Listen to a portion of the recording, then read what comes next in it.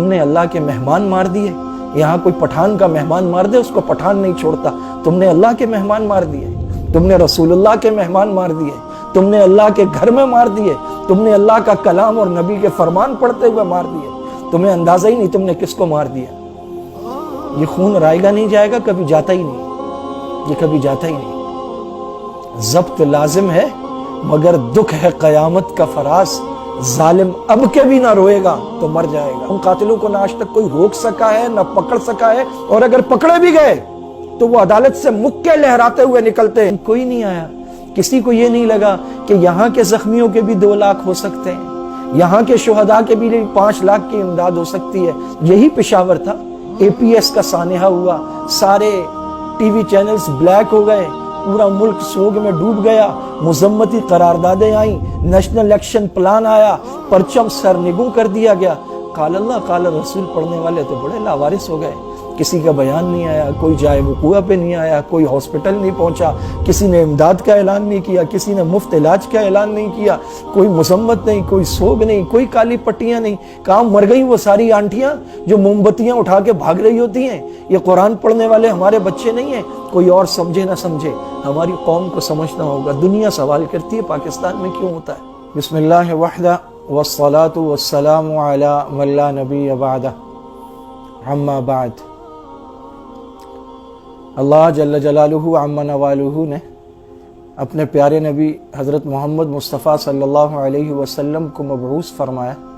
آپ صلی اللہ علیہ وسلم نے فرمایا انما بعثت معلما, کہ میں استاد بنا کر بھیجا گیا ہوں. انبیاء علیہم السلام بلا واسطہ اللہ کے شاگرد ہوتے ہیں اور پوری دنیا کے استاد ہوتے ہیں. مسجد نبوی میں کئی حلقے لگے تھے, آپ سیکھنے اور سکھانے والا جو حلقہ تھا اس میں بیٹھ گئے. فرمایا انما بعثت معلما.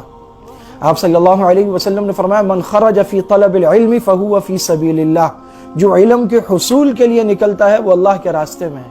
آپ نے فرمایا طالب علموں کے پاؤں کے نیچے فرشتے پر بچھاتے ہیں.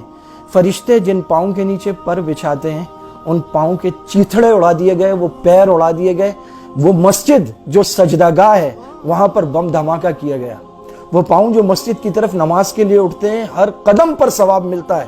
وہ قدم جو مسجد کی طرف بڑھے تھے انہوں نے فجر کی نماز جماعت سے پڑھی, وہ سارے باوضو تھے, وہ اللہ کے راستے میں نکلے ہوئے طلبہ تھے, وہ حدیث اور قرآن کے درس میں بیٹھے ہوئے تھے اور ہاتھوں میں قرآن حدیث کی کتابیں.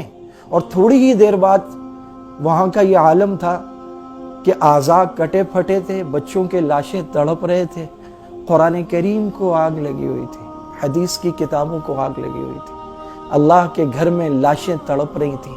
یہ کون بدبخت لوگ ہیں, ان کے کیا مقاصد ہیں؟